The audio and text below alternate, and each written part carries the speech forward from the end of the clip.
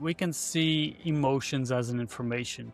And we'll get to that a little bit more, but emotions, as we looked at the interview with Marco Graver and the Stoics, they called emotions judgments, right? We can find so much valuable information, how we can then work with that. That's something that we can do the real work. If you get back to the moment and then see what kind of Stoic techniques will be there to support you and even maybe to help you understand it better for next cases, they won't arise as much. This stone person, Stoicism is just about shoving all of that away, just pushing through whatever is going on. But that is very inaccurate and it's very unstoic.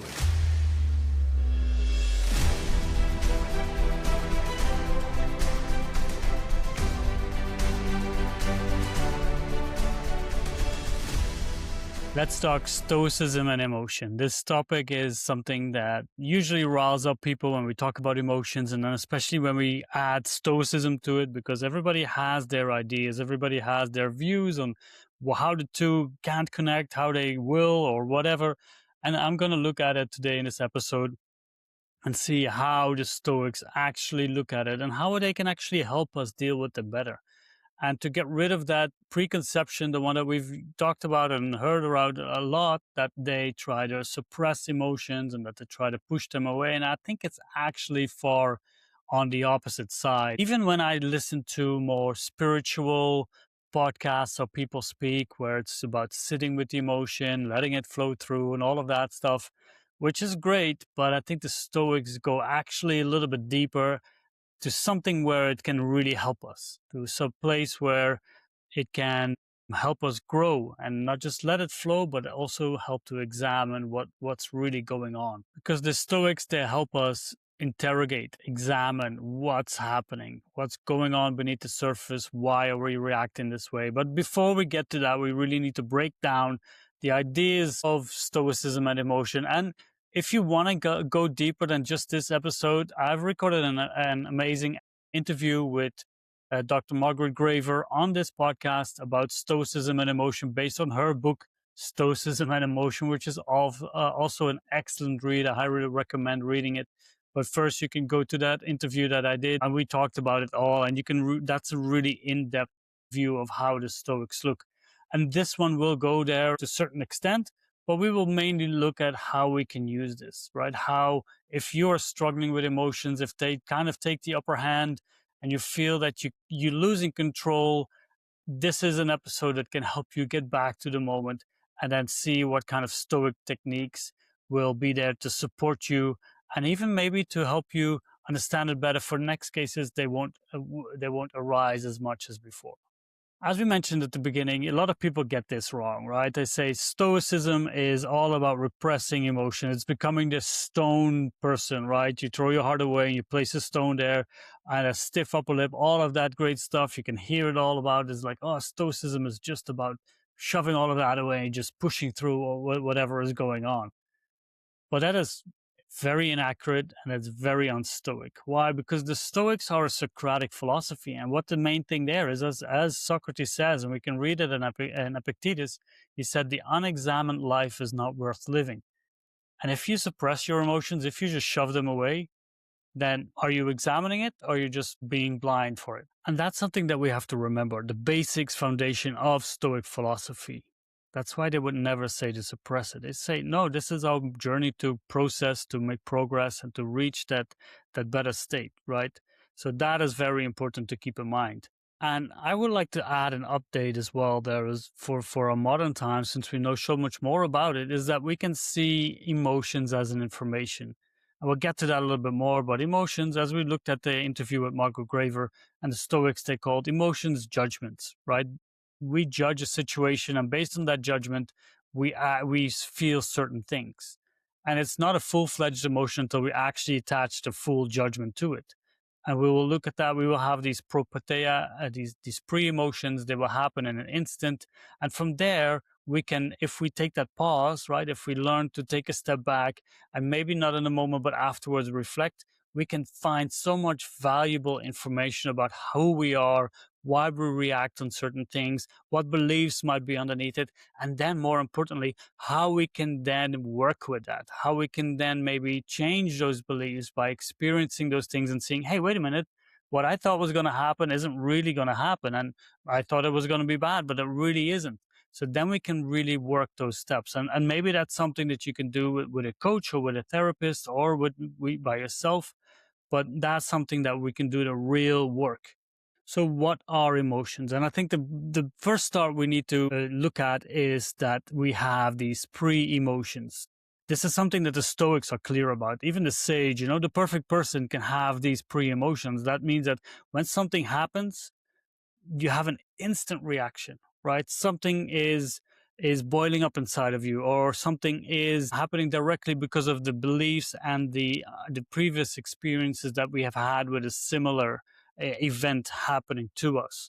So what we do is we see something happening, it leaves an impression on us. Stoics call that a fantasia, and then our previous beliefs and experiences, they immediately attach a feeling towards that. They immediately attach a reaction. So if you see someone who has some kind of authority over you, for example, at work, your boss comes and you're doing something, you're not sure if you're doing the right thing, you might feel nervous. Your palms might get sweaty, right? You might start to shake.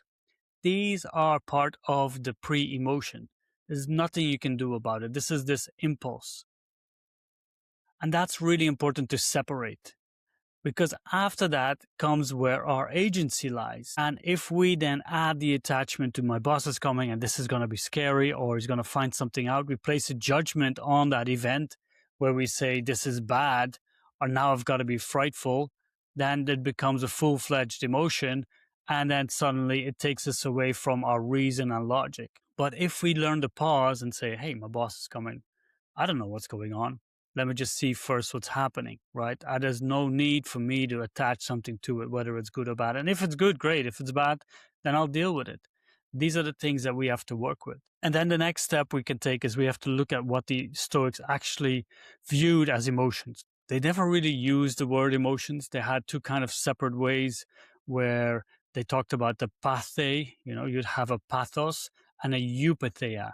And if we remember from the word eudaimonia, eu means good, and patheia is feeling, or maybe roughly called kind of like a passion, or that's the pathos or the passions, and eupatheia are the good feelings, the good emotions. But pathos and eupatheia are all based on judgments, right? These are judgments based on something that's happening. And that's something what we've got to remember, because a false judgment on an event will turn into a pathos. It's either exuberant joy or hatred or anger or extreme sadness or grief, right? And we can still experience grief or sadness to a certain extent, especially in that impulsive moment. But if we then add something like, wow, this has been really bad, it's a catastrophe, then we've added so much more to it. And then what happens is this passion takes us away from our rational thinking. And it just takes us along with that flow. And suddenly we are no longer acting the way we want to act. We are doing things we don't want to do. We're staying too long in that emotional state, which is not necessary. And we're forgetting how to act properly, how to act as a pro-social being, and what our duties are, what our roles. Maybe something is expected of us in that moment. And then when we are a little bit calmer, we can reflect on what's happening, and then we can look at the effects and how we felt. And then we can do that work, right? That inner work. But the pathos is something that takes us away from that moment and takes us away from that rational being. That's why even Marcus Aurelius said to be freed from passions, but full of love. And with love, he talks about these eupatheia, right? These good emotions. And these good emotions are based on proper judgment on the situation, acting out of virtue and in line with nature and with our own nature. And if we do that, we can feel this joy. And this doesn't mean that what we're doing is comfortable, right? One of the virtues is courage. Sometimes we do things that might go toward against our personal desires, our personal wants, but we know that it's the right thing to do. And then by doing it, we can still feel a sense of goodness, a sense of joy.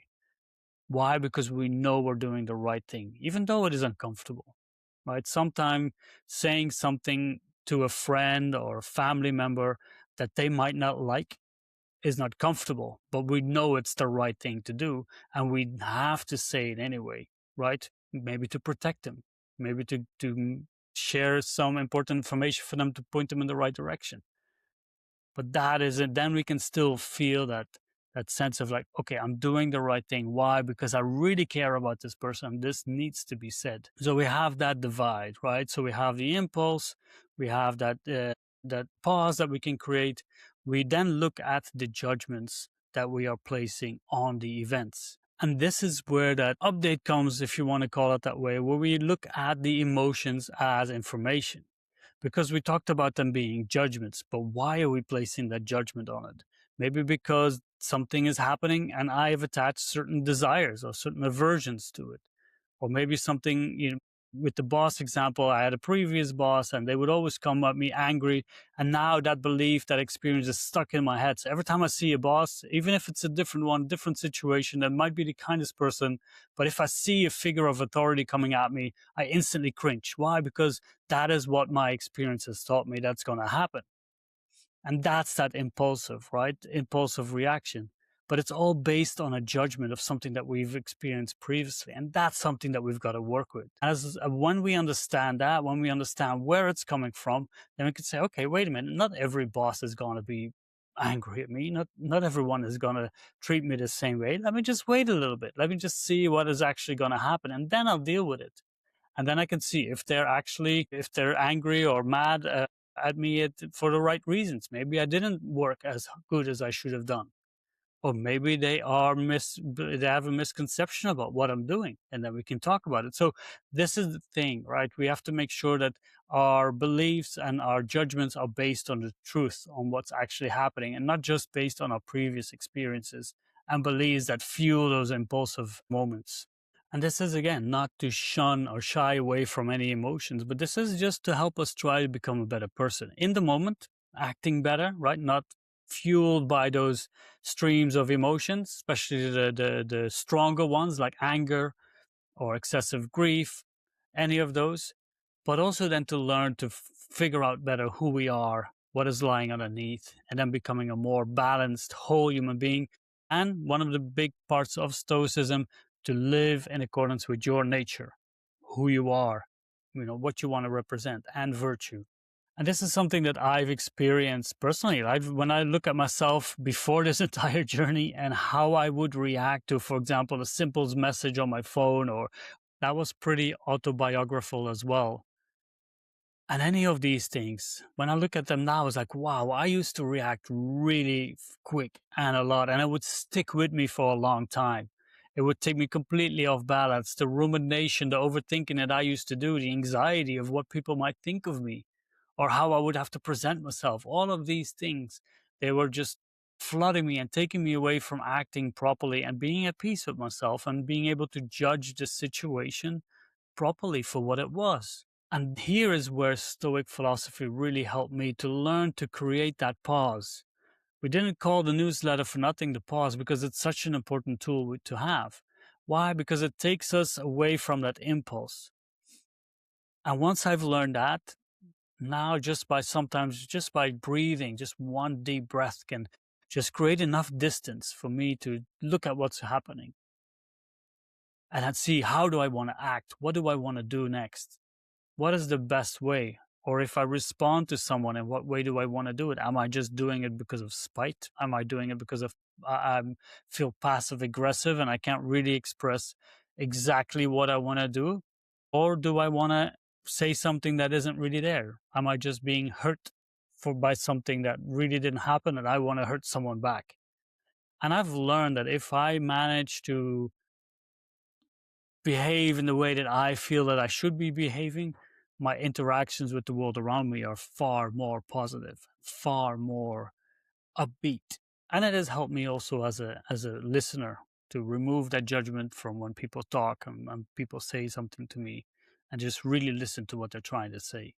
And as a consequence, when I look at myself, I don't feel like I've become more cold or more distant. I feel like I've been able to connect because I'm looking at the situation for what it really is. And I'm able to listen to them. I'm able to be there with them, to pay them my full attention. And also with myself, I'm more balanced. I can see more clearly what I want, what I value, where my priorities lie.